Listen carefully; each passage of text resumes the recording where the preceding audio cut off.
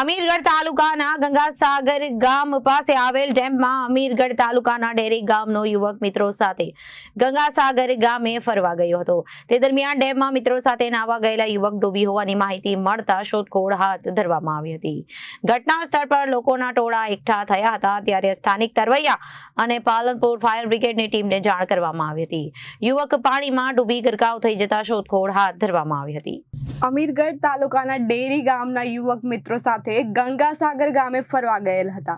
તે દરમિયાન ડેમમાં મિત્રો સાથે નાહવા ગયેલ યુવક ડૂબ્યો હોવાની માહિતી મળતા શોધખોળ હાથ ધરવામાં આવી હતી। ત્યારે યુવક ડૂબ્યો હોવાની જાણ ગામ લોકોને તથા ઘટના સ્થળે લોકોને ટોળા એકઠા થયા હતા, ત્યારે સ્થાનિક તરવૈયા અને પાલનપુર ફાયર બ્રિગેડની ટીમને જાણ કરી યુવક પાણીમાં ડૂબી ગરકાવ થઈ જતા શોધખોળ હાથ ધરવામાં આવી હતી। તેમજ યુવક પાણીમાં ડૂબતા સ્થાનિક લોકોએ પોલીસને જાણ કરતા સ્થાનિક પોલીસ ઘટના સ્થળે આવી પહોંચી હતી।